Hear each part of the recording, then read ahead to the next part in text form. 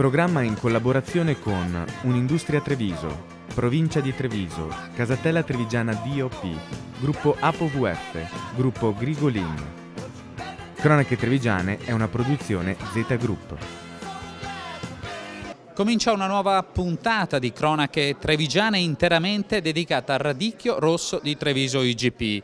Siamo in questo caso a Preganziol, dove tra poco si svolgerà una serata con un convegno che partirà dalla descrizione del seme del radicchio fino poi alla degustazione a tavola con Slow Food, e poi andremo anche a Zero Branco per la 19ª mostra Mercato del Radicchio con tanti ospiti, tra i quali anche il presidente di Regione Veneto Luca Zaia. Intanto siamo con Paolo Manzan, presidente del consorzio di tutela di questo fiore che si mangia. Paolo, e partiamo da qui. Che cosa avviene? Hai detto bene, Luca. Su questo vaso di terracotta normalmente usato per i fiori viene piantato il radicchio che andrà a seme in primavera. Il miglior radicchio, voi fate una selezione, no? L'agricoltore fa una selezione.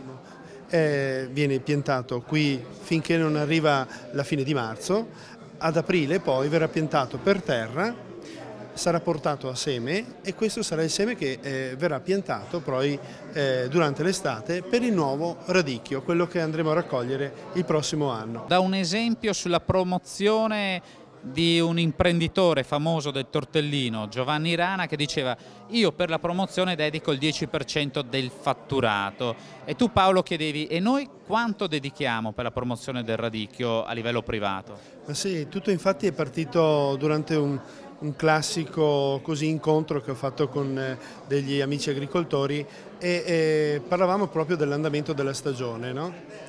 E tutti quanti ci lamentavamo del fatto che quest'anno il prezzo non è sicuramente remunerativo per la fatica che viene svolta proprio per la raccolta del radicchio.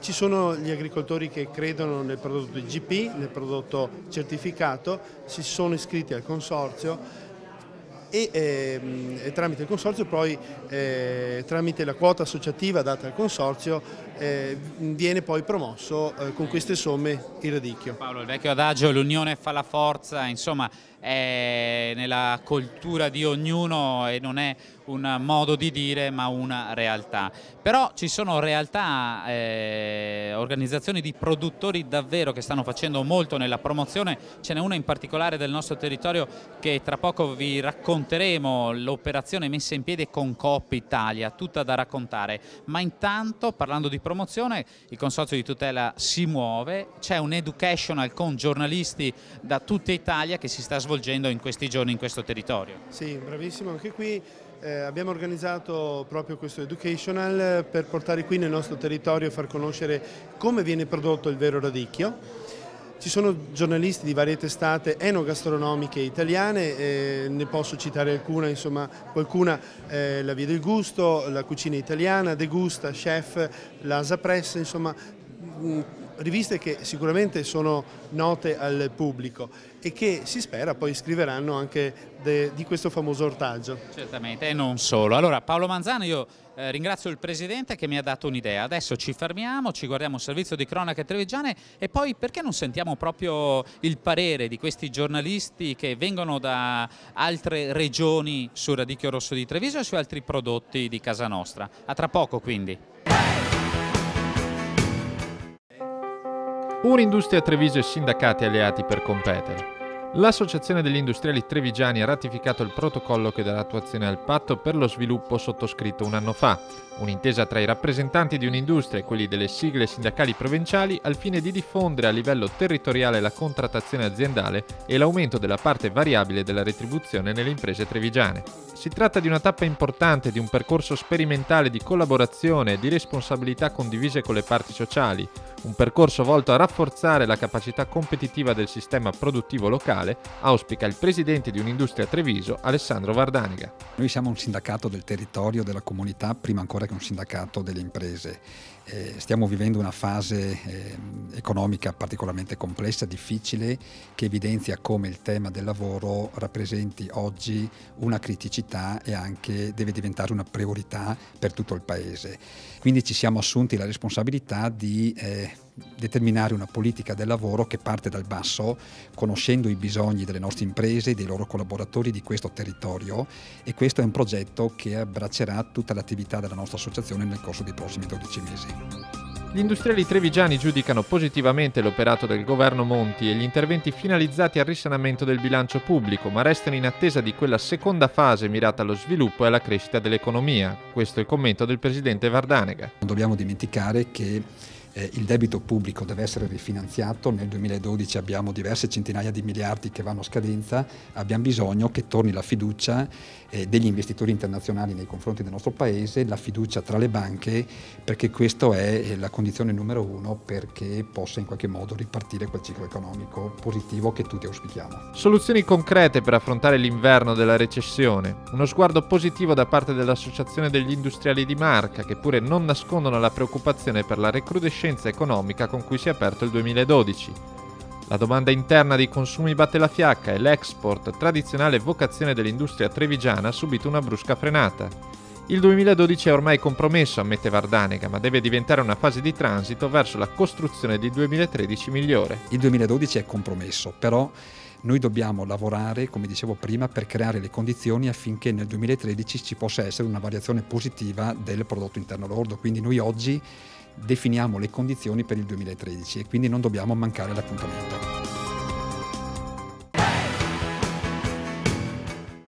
Rientriamo in questo studio ideale Cronache Trevigiane, dicevamo una puntata dedicata al radicchio rosso di Treviso, lo stiamo guardando sotto varie sfaccettature e incontriamo in questa avventura anche un education di giornalisti che un po' da tutta Italia sono venuti nel territorio per guardare un po' come ammirare, tante volte possiamo dire, come i nostri produttori ovviamente coltivano questo ortaggio, e se non sbaglio avete visitato anche un caseificio dove si parlava invece di casatella trevigiana DOP. Allora, cominciamo da Cristina. Questo fiore che si mangia è proprio così, è un fiore? Sì, è un fiore, è bello, è delicato ed è stato molto interessante il vedere la produzione. Uno pensa, uno mette un seme, cresce una piantina, la raccolgo, la mangio, e invece dietro c'è veramente un grande lavoro, una grande attenzione, una grande manualità che caratterizza questo prodotto come un'eccellenza, come un qualche cosa di particolare. Ecco, in giro per lo stivale questo radicchio trevigiano tante volte spacciano altri radicchi, no? E noi mangiamo un radicchio, pensiamo che sia trevigiano e così non è. No, dicevo, basta allontanarsi di poco perché questo accada. Cioè il radicchio di Treviso in effetti molto spesso non è ben conosciuto, per cui è anche facile spacciare altri tipi di radicchio per radicchio trevigiano, e questo succede anche a pochi chilometri da qui. A questo caseificio com'è andata? Ci ha fatto venire un bel appetito. Anche qui un lavoro molto manuale, ancora quasi antico, per produrre un formaggio fresco, delicato, ma anche altri formaggi che avevano veramente un profumo. L'Italia è una potenza, dalla Sicilia alla Val d'Aosta, penso che i nostri casari... Non c'è nessuno. Penso che i nostri casari, Patrizia, siano davvero ineguagliabili. Ineguagliabili veramente. Io questa mattina in questa azienda l'emozione di prendere, di vedere il latte, il caglio arrivare, poterlo gustare immediatamente, devo dire che è stata una cosa impagabile, veramente. Allora, a noi è piaciuto molto guardare queste realtà, le nostre realtà, con i vostri occhi. Vi ringrazio della partecipazione a Cronache Trevigiane. Vi ricordo che su www.cronachetrevigiane.tv c'è la web tv con tutto il girato che possiamo guardare sulle nostre televisioni. Noi ci fermiamo un attimo, un servizio di cronache e poi ancora tanto radicchio. Grazie ancora. 50 posti letto in più. Sarà questo il risultato dei lavori di ampliamento avviati alla residenza per anziani Città di Roncade. Tanti cittadini intervenuti all'inaugurazione dei lavori, tenutasi alla presenza delle autorità comunali e provinciali. Il sindaco di Roncade, Simonetta Rubinato, nell'occasione ha voluto esprimere la sua soddisfazione per l'apertura del nuovo cantiere, un messaggio positivo per tutto il territorio. Spingere per la crescita del paese e dell'economia locale vuol dire creare occupazione, vuol dire creare motivi di speranza, perché poi sarà una struttura pubblica che servirà la nostra comunità e quindi i motivi per ben sperare sono tanti, nel breve e nel futuro. Soddisfazione condivisa dalla Fondazione Città di Roncade, l'ente che gestisce la casa di riposo e che con questo intervento edilizio porterà a termine il secondo stralcio di una struttura che già ospita 70 anziani. Un investimento per il futuro, assicura il presidente della Fondazione Sergio Leonardi, per il bene della comunità. Sono 3,5 milioni di euro che i cittadini di Roncade hanno dato e che quindi a loro ritorna sotto forma di servizi. È una tappa estremamente importante per tutta la comunità. La Fondazione ha solo il ruolo di gestire questa struttura, ma diciamo che la struttura appartiene ai cittadini di Roncade. Ecco una breve descrizione dell'intervento che verrà realizzato, fornitoci dal geometra Gianni Mestriner. Il secondo stralcio prevedono 50 posti letto, sono 2 piani, sono circa 2000 metri quadrati, cioè 1000 al piano terra e 900 al piano secondo. Ci sarà un giardino interno in questa zona qui, come è già stato realizzato di là, di 500 metri quadrati. Non solo nuova ospitalità, ma nuovi servizi per tutto il territorio comunale. Questo è il futuro della residenza Città di Roncade, che punta a divenire un centro servizi per la comunità, come spiega il sindaco Rubinato. Poi per strada credo penseremo ulteriormente ad ampliare questa struttura perché continui in futuro, nei prossimi anni, a dare sempre più servizi, non solo agli anziani che qui sono ospitati, ma anche alle famiglie e agli anziani che rimangono in casa nelle loro famiglie, quindi ulteriori servizi per favorire anche la residenzialità. E per un cantiere che si apre a fine 2011 la speranza è costruire un 2012 migliore, questo è l'augurio del presidente Leonardi. Aprire questo cantiere è un momento di speranza e di augurio, quindi buon Natale a tutti e speriamo che il 2012 sia anche un anno più prosperoso per tutti. E rientriamo in questo studio ideale, vi stiamo parlando del radicchio rosso di Treviso. Entriamo un po' nel commerciale. Con chi? Beh, con il direttore di Opo Veneto, Cesare Bellò.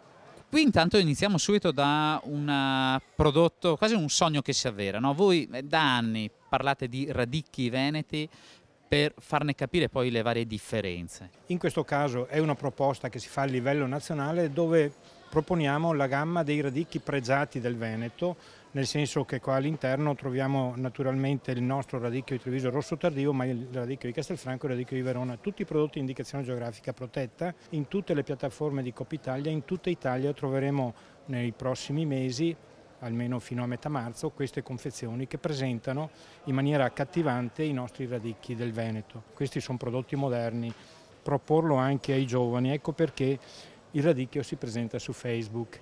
All'interno c'è un folderino, spiega come uno può accedere al nostro portale Facebook e interloquire con noi.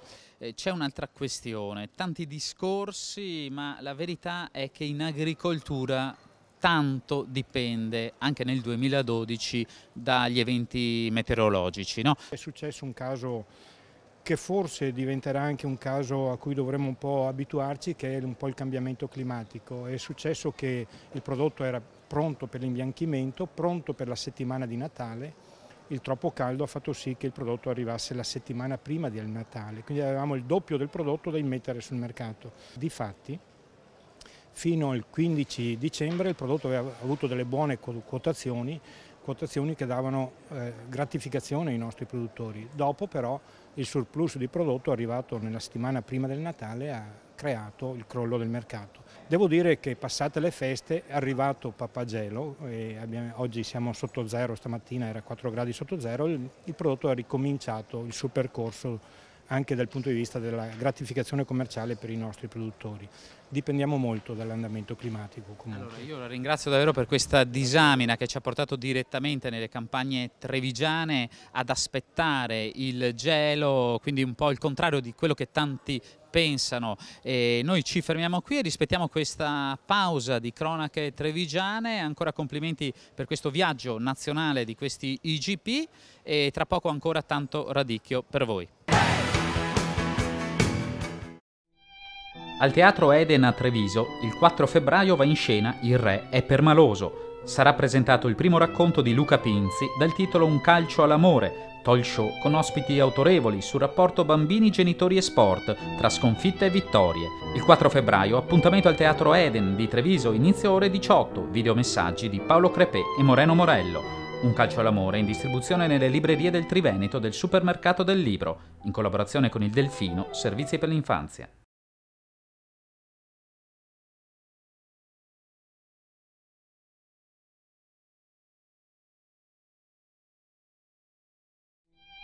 Al Teatro Eden a Treviso, il 4 febbraio va in scena Il Re è permaloso. Sarà presentato il primo racconto di Luca Pinzi dal titolo Un calcio all'amore, talk show con ospiti autorevoli sul rapporto bambini, genitori e sport, tra sconfitte e vittorie. Il 4 febbraio, appuntamento al Teatro Eden di Treviso, inizio ore 18, videomessaggi di Paolo Crepè e Moreno Morello. Un calcio all'amore in distribuzione nelle librerie del Triveneto del Supermercato del Libro, in collaborazione con il Delfino, Servizi per l'infanzia. E rientriamo in questo studio ideale che vi sta parlando di questo fiore che si mangia, il radicchio rosso di Treviso, mi raccomando IGP, e parlando di aziende trevigiane leader nei loro settori e anche sempre proiettate verso l'innovazione, non potevamo non incontrare Evenio Vanzo, che è direttore di un'azienda del gruppo Zago, Progest, che ci ricorda ovviamente il miracolo della carta del cartone. Ecco, voi avete ideato in sintonia col Consorzio del Radicchio un nuovo prodotto. Di cosa si tratta? Noi abbiamo ideato questo nuovo prodotto che consiste nel produrre i vari cosiddetti plotò, cioè i contenitori per il radicchio, partendo con carte riciclate e trattate con, in questo caso particolare, con un leggero sottile strato di poliestere, cioè di pellicola in plastica, per far sì che questi contenitori abbiano delle caratteristiche, oltre a quelle tradizionalmente conosciute come l'impilabilità e la stampabilità eccetera, anche di resistenza all'umido. I benefici di questa, chiamiamola, nuova tecnologia applicata al cartone? Ecco, questa nuova tecnologia applicata al cartone consente di soppiantare, o meglio dire, i contenitori tradizionali quali quelli fatti in plastica e in legno, quindi chiaramente non riciclabili, con un prodotto interamente riciclabile. Ecco, il cartone, o meglio la vostra dedizione e creatività applicata al cartone, ha dimostrato davvero tantissime declinazioni, dai mobili a tanto altro. Tramite sempre un'azienda del nostro gruppo, la P1, su quello che sono i mobili da ufficio, da casa, le scrivanie, effettivamente nessuno avrebbe mai pensato fino a qualche anno fa che fosse possibile avere dei mobili resistenti, durevoli e anche simpatici in cartone ondulato. Allora, direttore, proprio in extremis, ma se qualcuno fosse interessato a dare una sbirciatina a questi prodotti, c'è un sito internet magari da andare a vedere? Può andare sul nostro sito Progest, www.progest Industrie Cartarie, e avrà sicuramente soddisfazione. Allora, io la ringrazio davvero per questa testimonianza e per questa, diciamo, anche speranza nelle aziende trevigiane che con la loro creatività e innovazione ovviamente costruiscono anche un futuro di lavoro per questi territori. Noi ci fermiamo qui, un servizio di cronache trevigiane e poi le conclusioni con un ospite speciale, come detto, il Presidente della Regione Veneto, Luca Zaia, tra poco. 147 i ragazzi premiati da Credito Trevigiano per la 24esima edizione del Progetto Studenti, l'iniziativa che coinvolge ogni anno i giovani soci o figli dei soci distintisi per meriti scolastici. Tra questi sono 50 i neolaureati e 97 gli studenti delle classi intermedie delle scuole superiori premiati sul palco della Sala Sanson di Vedelago. A tutti va il plauso del presidente di Credito Trevigiano, Nicola Di Santo. Sei una folta schiera di ragazzi e di studenti meritevoli. Siamo passati dalla prima iniziativa del 1987 con 90 premiati a quasi oltre 150 di oggi, quindi vuol dire che incentivare i giovani allo studio e al sacrificio della scuola e per la scuola sta dando risultati. In apertura della premiazione un meeting rivolto ai tanti giovani presenti in sala e dedicato alle attività del terzo settore, il cosiddetto no profit, un settore il cui futuro, assicura il relatore Luciano Zanin, non è fatto solo di volontariato ma anche di professionismo. Il volontariato non solo è auspicabile che diventi, ovviamente senza togliere il valore della gratuità, è auspicabile che diventi una professione, perché il mondo del volontariato e del no profit ha bisogno di professionisti. Credito Trevigiano, una banca giovane per i giovani, non solo perché premia i meriti dei ragazzi che spesso non vengono riconosciuti dalla società, ma anche perché si distingue per essere un istituto innovativo. Credito Trevigiano infatti è la prima banca di credito cooperativo pronta al varo dell'internet banking, con una speciale novità tecnologica che ci spiega il direttore generale Umberto Longo. Abbiamo sviluppato in autonomia un applicativo che sarà disponibile su iPhone e presto su iPad, che consente di avere l'accesso diretto alla banca senza recarsi presso i tradizionali sportelli bancari, presso le nostre filiali.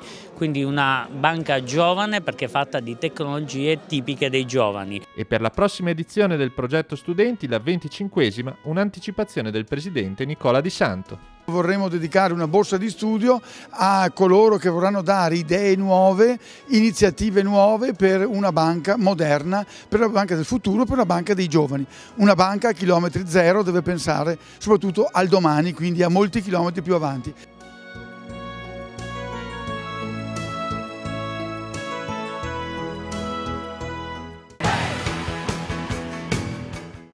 Rientriamo in questa seconda parte di Cronache Trevigiane, siamo alla 19esima mostra del radicchio rosso di Treviso IGP a Zero Branco, 19 anni di mostra del radicchio, oggi una situazione che tutti voi conoscete, ma il volontariato continua a rispondere in modo eccellente. E qui accanto a me abbiamo Giovanni Folador, presidente di Umpli di Treviso e Umpli Veneto. L'Umpli è l'unione ovviamente delle Proloco. Allora Presidente, intanto diciamo com'è la situazione, la coperta si dice così è sempre più corta e anche il volontariato soffre. Noi vorremmo e speriamo che sia la provincia di Treviso che la regione facciano il possibile, si mettano una mano sulla coscienza e sostengono il lavoro volontario delle migliaia di persone che qui a Zero Branco, in tutto il Trevigiano e tutto il Veneto lavorano per il proprio territorio. Per capire quanti volontari muovono le Proloco, se non sbaglio gli associati alle Proloco nel Veneto sono 75.000, 500 circa le Proloco. Qui nel Trevigiano? Qui siamo a circa 12.000, ma 12.000 proprio tesserati con la tessera, diciamo così, le Proloco dell'Umpli. Quindi vuol dire 30.000 volontari comprendendo gli amici, i parenti che vengono anche a queste manifestazioni a portare il proprio contributo. Sicuramente, o forse anche di più, perché poi chi fa la tessera Proloco sono più che altro quelli maggiormente attivi, ma attorno a grosse manifestazioni come questa ci sono centinaia di persone che lavorano. Certamente, proprio in conclusione voi continuate però a tenere vivi questi cartelli di promozione del territorio che poi portano beneficio indotto a tante realtà. Sì, e qua anche un discorso con i produttori, noi siamo impegnati molto nella valorizzazione dei prodotti tipici, è chiaro che anche i produttori devono fare una riflessione e anche loro devono contribuire in qualche modo a promuovere questo prodotto e quindi anche a sostenere queste manifestazioni. Allora, io la ringrazio davvero Giovanni Folador per questo contributo, per questa testimonianza del grande impegno delle Proloco, nonostante tutto è il caso di dirlo. Noi ci fermiamo qui, un servizio di cronache trevigiane e poi parleremo di nuova tecnologia dal trevigiano applicata al cartone e poi conclusione con il governatore del Veneto Luca Zaia, tra poco.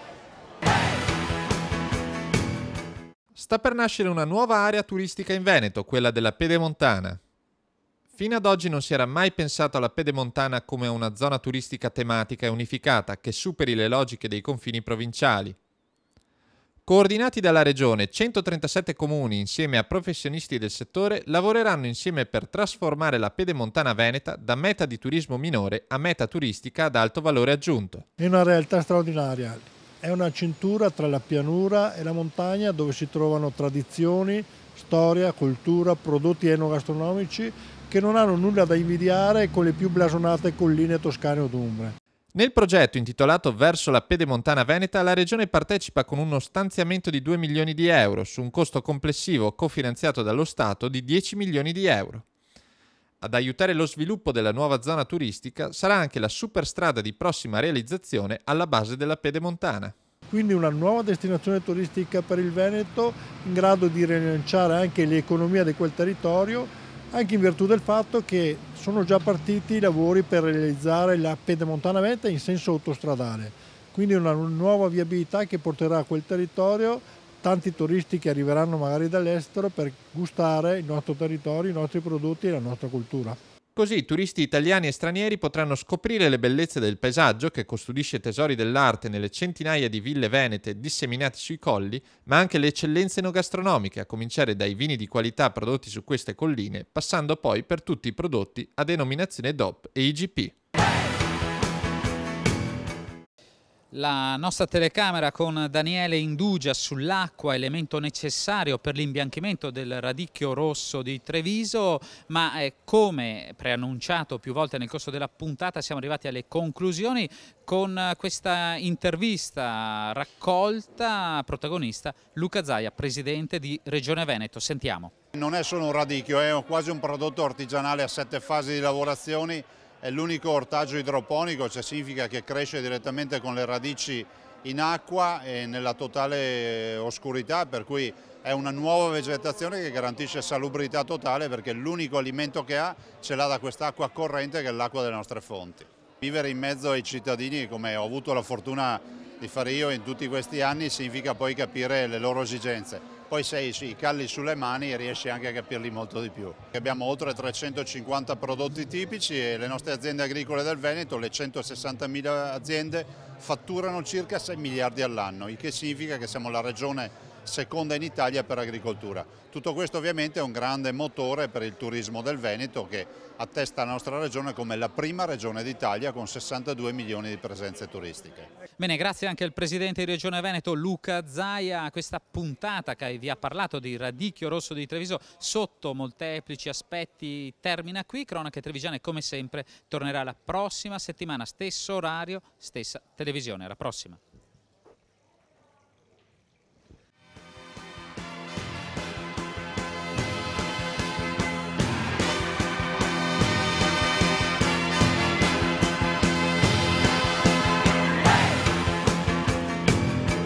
Un programma in collaborazione con Un'Industria Treviso, Provincia di Treviso, Casatella Trevigiana DOP, Gruppo ApoVF, Gruppo Grigolin. Cronache Trevigiane è una produzione Z Group.